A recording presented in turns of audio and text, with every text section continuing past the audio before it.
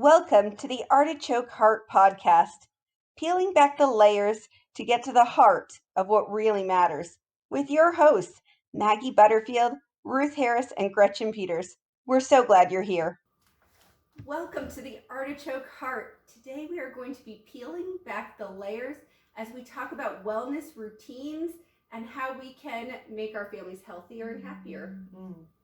Yes, definitely. This is something that I feel so passionately about, just wellness. And I mean, there's so much underneath that umbrella, right? So for the families that are just starting out, well, what does wellness look like? We're gonna peel back some of those layers today because it doesn't have to be complex. I know when I was really starting to think about this for my own family, I had to start one step at a time. So something we want to start off talking about, what does wellness mean for your family? What's the direction you're wanting to go to be healthy, right? Mm-hmm. And it's not just physical health, right? It's emotional, spiritual health as well.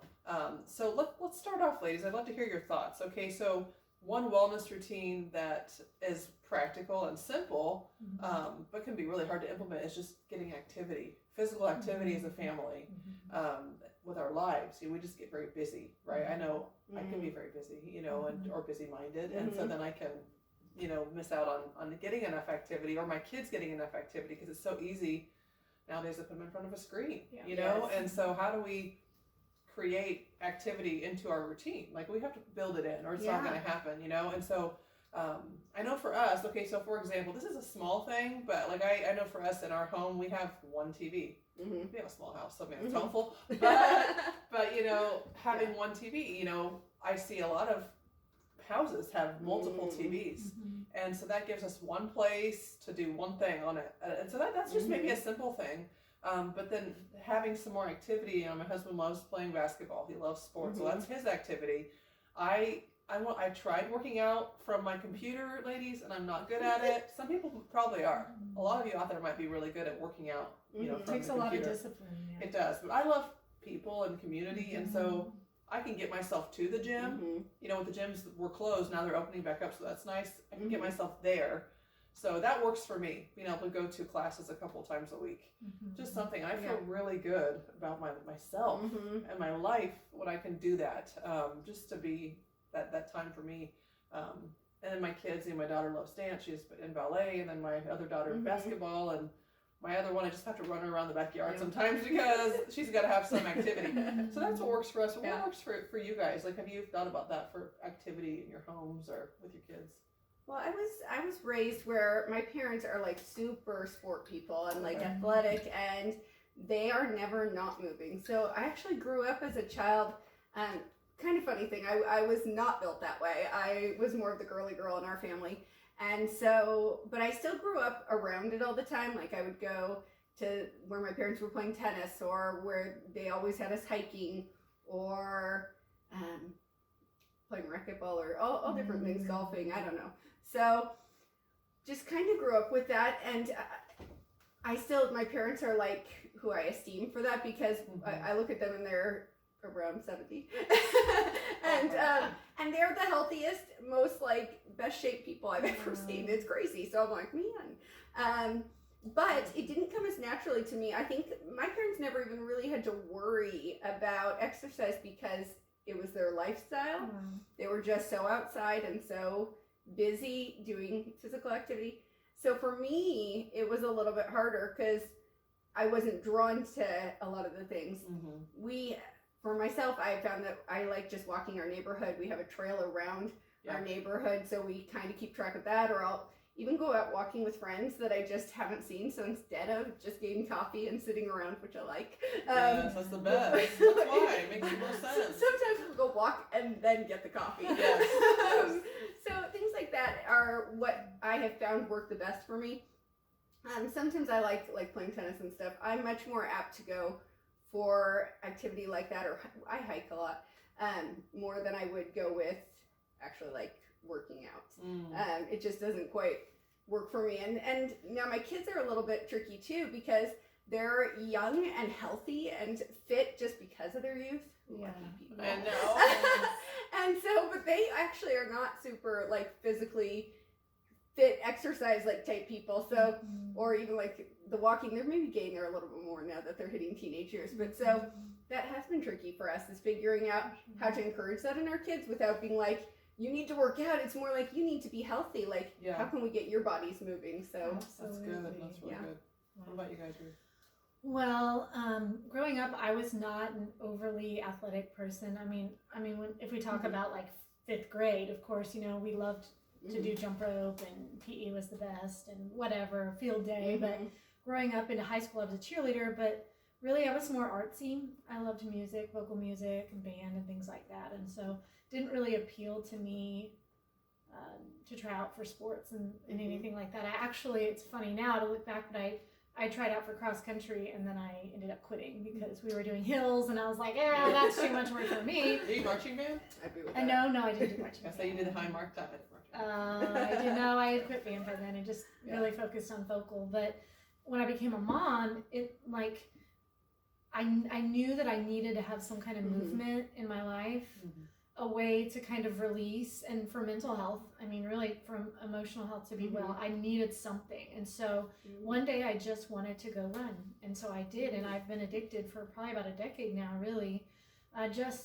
I know people say, I only run if I'm running from a bear. I get it. It's not for everybody. And I never would have thought in a million years that I would like it, but there's just something that happens for me. My husband will say, go.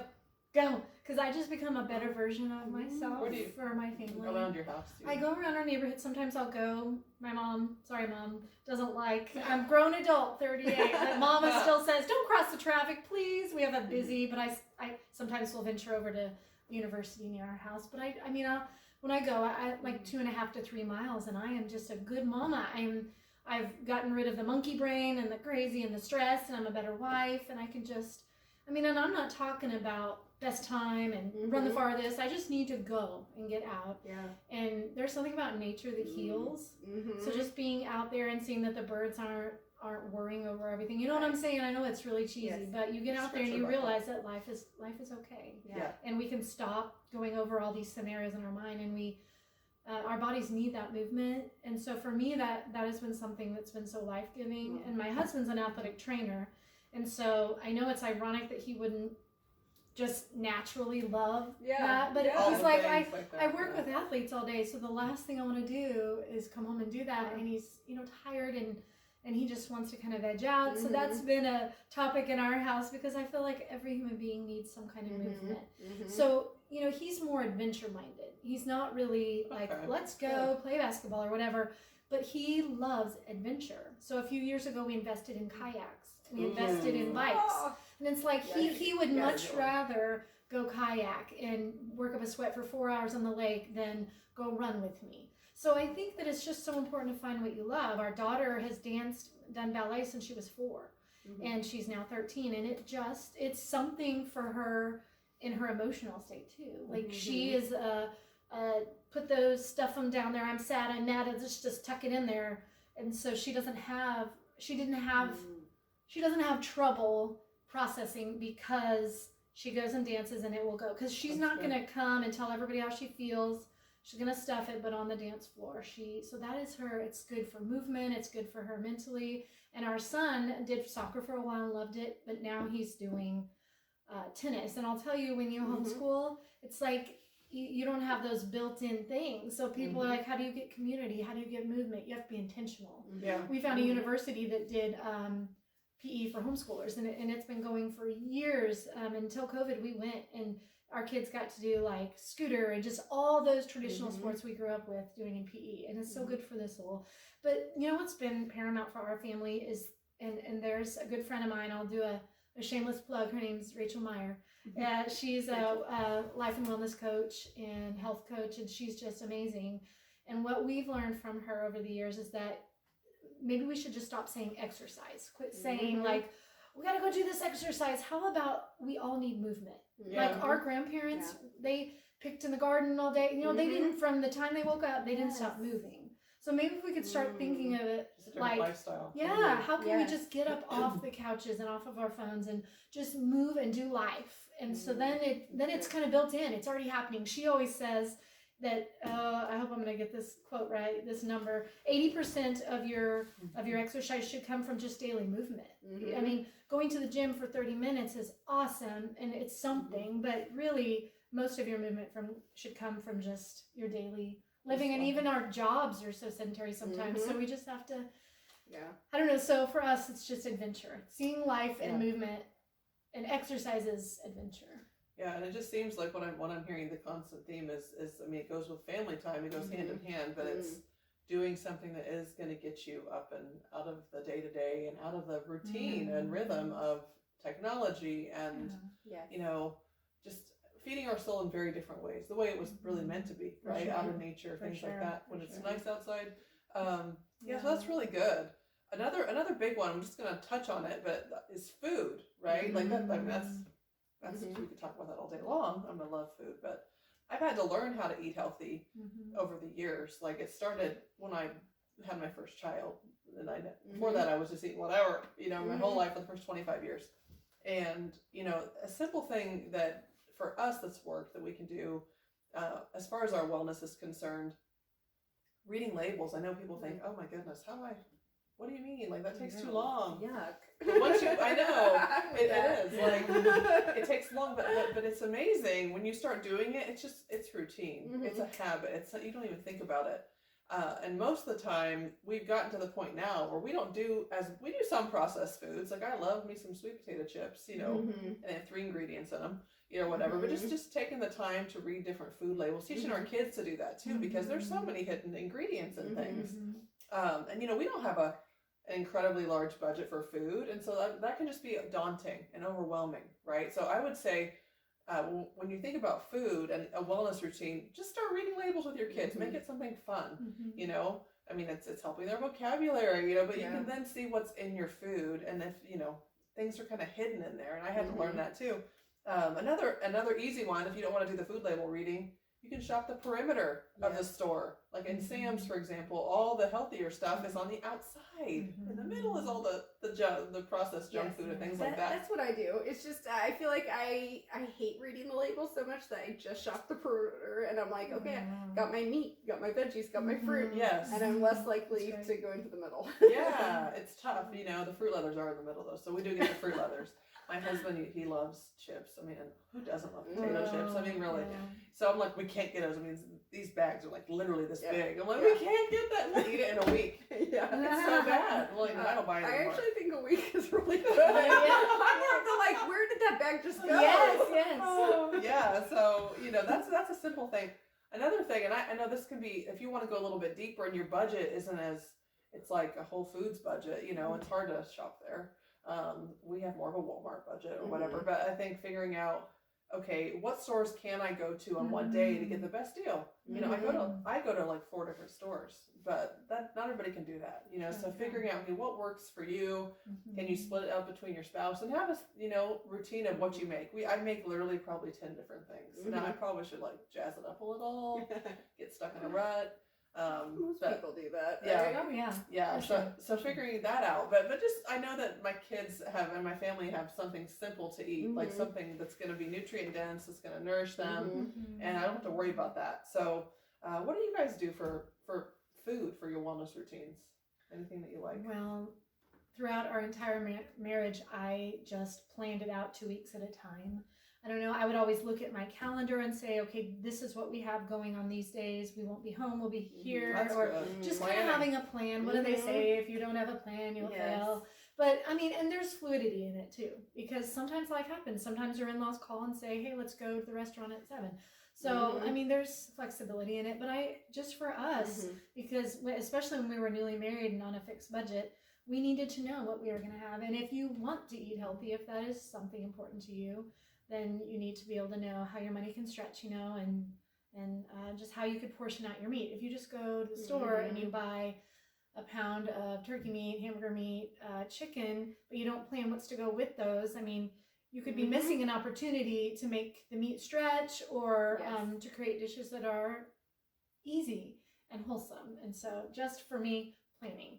So, sometimes Pinterest is overwhelming, but I love it because you can just go and say, just search that you want to find easy, healthy meals or under $10 for a family of 4 or whatever. There's so many options out there. Yeah. But it won't just come. So we have to put just a little. And there's like a stretch of how much we're willing. Like Gretch is like, I'm not going to read labels all day. Yeah. So find out what you're willing What to works do. for you. Yes.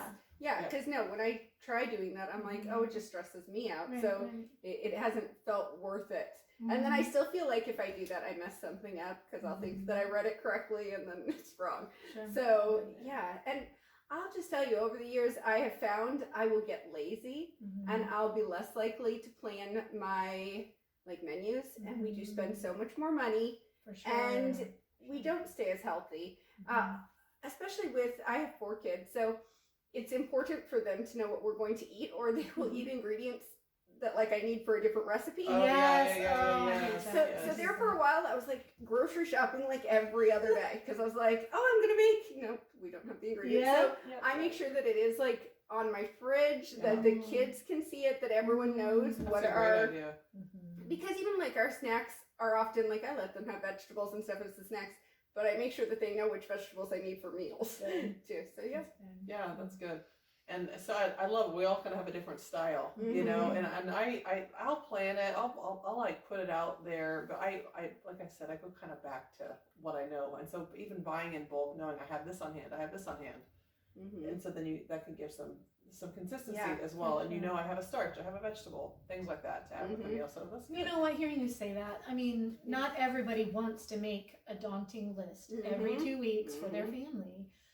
If that doesn't work for you, don't stress over that. What she just said just really grabbed me. To make sure you have the staples. So this whole episode is to create tangible things that you can implement right now. Yeah, and you can go as deep and wide as you want. But you just heard proteins, fruit, veggie. I mean, if you just think of that alone for each meal, do I have a protein? Do I have a veggie? That will help so much. Yeah, that's great. And not wear you out so much. Because if you've never put a lot of thought into eating healthy, then it can be overwhelming. I remember I went through a phase where I wanted everything to be organic, and it was just stressing me out. I wanted to make the right choices so badly, but I was overwhelmed. Don't you think it's also noteworthy to say in any category of life, we can only change one thing at a time, really, without losing our minds. So just pick one thing that you can implement. That's very true. Very true. It took 13, 14 years for me to come to what I believe now and how to figure it. But I'm a simple gal too. I like things to be simple. Like you saw the lunch I made for the kids. It's just simple. I like to have convenience food. And I have for me, we did cereal for years. Okay. But now I don't do that anymore. So I do the harder thing, and I'm just used to it. So even scratch cooking, it gets faster. It gets faster. So it gets easier. You just do it, and it doesn't take that much longer, but it takes time to get there. Because for me, the battle was kind of in my mind, and so I worked up to it. But I like to just not, for lunch, I don't cook. We eat whatever's in the fridge, just convenience food. So I wanted to just real quickly add too, one of my daughters has a corn allergy. And I do think there are things like that. I think that's a big part of probably why I don't like reading labels is they kind of camouflage it into different things too. And so sometimes you're like, wait, that means that too? Or so I feel like it's important that we kind of learn some of these things for our food allergy kids. Learn how to make basics taste good. Because there for a while I tried it and it was like, this is the worst thing ever. It's a plain meat, a plain veggie. I was like, this is awful. And so learning to spice up your food still while using just those basics is a really good skill. That's such a good point because I started eating gluten-free in 2016 and it was overwhelming because gluten has so many different names. And I found out that it's in your gum and your shampoo and all the things. And my doctor was like, you're going to go crazy. We can only do one thing at a time. So let's make sure that if it literally says wheat, barley, rye, that we're not eating that. Okay. And then we'll fixate on the seasoning packs and things. But it was just taking bread out of my diet for the first time ever. I was just overwhelmed. And now you're telling me I have to look for code names. And so you're so right. Yeah. And one thing I'll kind of end with this on the food thing, but it's another thing too that you can do, like your seasoning packets or the things that you season with, you can get all that stuff individually and do it that way, so you know what's in That's what's true. in everything. That's And true. so, and again, like I don't fancy season things, okay, it's usually taco seasoning for everything or whatever, but it's like chili powder and cumin and garlic powder and onion paste, so it's just simple stuff. And so, and doing it that way, then I know exactly what the kids are eating, you know, what we're eating. So we could go all kinds of directions. This is so good. We'll have to do a part 2 maybe, because you know there's so many things, but we can just start there and just those couple of nuggets, because I just think activity and what we put into our bodies are, you know, getting that into routine for health, you know, and once you do it, it becomes a habit, you know. And just those are the getting- basics, right? Yeah. Really, I mean, we're made to move, and our body wants good stuff. Yes, we have to fuel it. We have to fuel it. And I think those are things too that I had to retrain my brain to think of. I mean, we eat a lot of the times for pleasure. I mean, it's just the truth. We eat for pleasure. That tastes good. I think I'll have some more. I'm sad. I'm on chocolate. And learning that it is really supposed to fuel you. You're not supposed to feel bad after you eat. One of the things I really learned was that you're not supposed to feel bad all the time from food. And I just had gotten so used to food hurting me. Like, oh, it gives me some brain fog. Oh, this, and a part of that, you just get used to it. It's not until you actually start to take some of the stuff out and try to re-add it that you're like, oh wow, that makes me feel bad every time I eat that. So I think it's really important for us to come up with these routines that we can learn how to feel well and how to help our kids feel well. Absolutely. Yep. Yes. Okay, so what is one thing, Maggie, that you would tell us was a good takeaway from today? Which we know. Yeah, so I think, you know, it can be overwhelming thinking about changing all this at once, but picking something in either the activity or the food category from today. Maybe it's get rid of 2 of your TVs. Maybe that's overwhelming. Maybe it's go on a walk as a family, or you know, just shop at the perimeter, something like that. You know, just pick one thing or 2 if you're feeling ambitious that you really want to, or maybe you already do a lot of these things that we're talking about. So, you know, just finding something that resonates with you, that is doable and applicable for your family would be a good place to start, I think. Awesome. And I think we'll probably be coming back with a part 2. I feel like you've got a lot more tips to share with us. Oh, we could talk all day about this stuff. I love it. I love it. I mean, we need this. As moms, sometimes we kind of have head knowledge and we're like, I know what I should be doing. Right. But sometimes we already have some bad habits. And so when you talk to other moms and you're like, oh, how do you do that? That seems easy the way you do it. Yeah. It's encouraging. And that's what we want to do, is we want to help people. We want to be an encouragement. I love that you share all of this healthy wellness stuff with us, Maggie. So thank you. Yes. Yes. So fun. And we hope that we peeled back some layers on health and wellness for everyone here. And we will see you guys next time. Bye, guys. Bye.